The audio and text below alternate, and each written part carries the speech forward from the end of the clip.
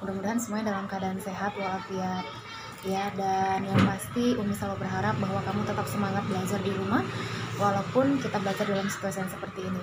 Nah, hari ini kita belajar bahasa Indonesia di kelas 9 bersama dengan Umi Titin. Materi kita hari ini adalah tentang teks laporan percobaan ya. Nah, tujuan dari pembelajaran ini adalah nantinya setelah kita belajar diharapkan kamu akan mampu memahami apa itu pengertian teks laporan percobaan, kemudian kamu mampu untuk mencermati informasi yang ada di dalam teks laporan tersebut. Nah, ketika kamu di kelas 7 atau kelas 8, ini biasanya pelajaran IPA. Nah, biasanya di pelajaran IPA ini sering melakukan pengamatan ataupun percobaan. Nah, misalnya kamu melakukan pengamatan bagaimana pertumbuhan kecambah, kemudian mungkin melakukan percobaan membuat baterai dari sabun. Nah, setelah kamu melakukan percobaan tersebut atau pengamatan, biasanya kamu akan diperintahkan untuk membuat hasilnya ke dalam bentuk laporan, ya. Nah, nanti laporan itulah yang akan kita bahas hari ini. Nah, kira-kira apa yang dimaksud dengan laporan? Nah, laporan adalah cara kita untuk menyimpulkan sebuah informasi, ya. Umi ulangi bahwa laporan itu adalah cara kita untuk menyimpulkan informasi tentang sesuatu berdasarkan fakta, ya, tentang sebuah kegiatan berdasarkan fakta. Jadi kita punya kegiatan, kita melakukan kegiatan, kemudian informasinya itu kita susun sedemikian rupa, kita simpul, kemudian kita sajikanlah dalam bentuk laporan. Nah, lantas apa yang dimaksud dengan teks laporan percobaan? Ya, teks laporan percobaan itu adalah teks atau tulisan ya yang menyajikan hasil percobaan yang dilakukan oleh peneliti. Jadi peneliti menyajikan hasil percobaannya melalui teks laporan tersebut. Nah, itulah yang disebut dengan teks laporan percobaan. Nah, kemudian apa tujuan dibuat teks laporan percobaan ini? Tujuannya adalah agar hasil percobaan tersebut disajikan secara sistematis, ya, secara berurutan dan objektif sesuai dengan keadaan yang sebenarnya. Nah, agar membantu orang lain untuk memecahkan permasalahannya, ya.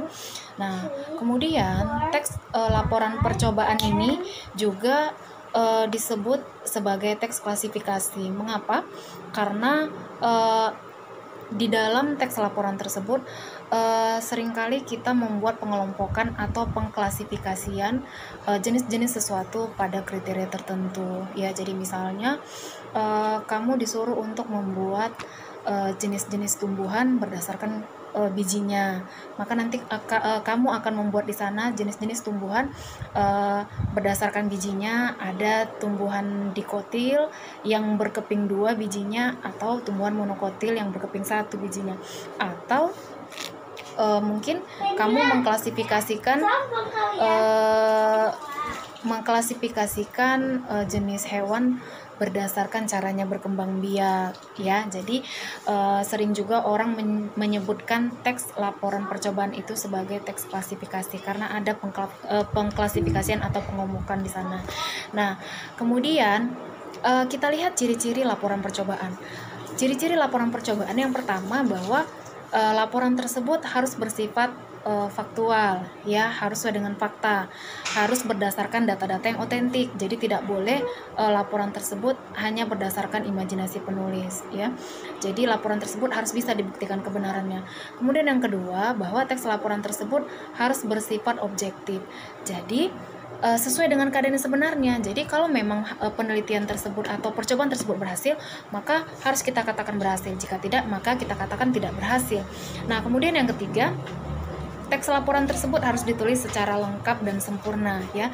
Jadi disusun memang harus secara berurutan, harus sistematis, ya. Jadi nanti kalau teks laporan kita dipakai atau dipergunakan oleh orang lain, mereka akan paham, ya, karena ditulis secara berurutan. Nah, kemudian yang terakhir bahwa teks laporan percobaan tersebut harus menggunakan bahasa yang menarik, ya, dan yang pasti menggunakan bahasa yang gampang dipahami. Nah, itu adalah ciri-ciri teks laporan. Kemudian bagaimana caranya mengidentifikasi informasi di dalam teks laporan, ya. Nah, cara yang pertama bahwa kita harus mengetahui struktur teks laporan tersebut, ya. Jadi dari struktur tersebut nanti kita akan dapatkan informasinya, ya. Kemudian yang kedua, setelah kita harus tahu strukturnya, yang kedua bahwa informasi tersebut yang kita dapat dari struktur tadi itu memang harus bersifat fakta, ya, harus dapat dibuktikan kebenarannya.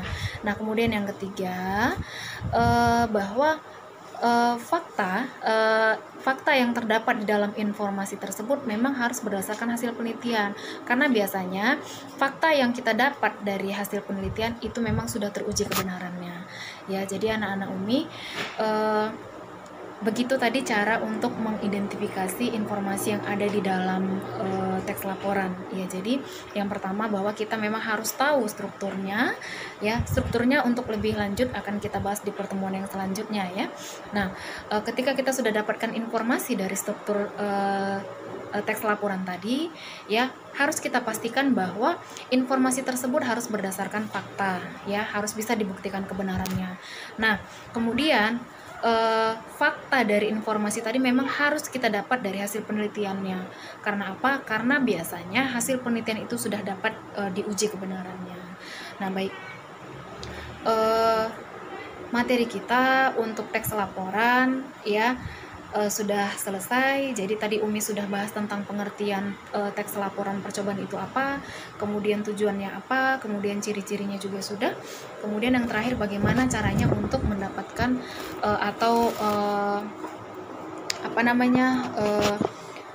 bagaimana caranya mengidentifikasi informasi dari teks laporan.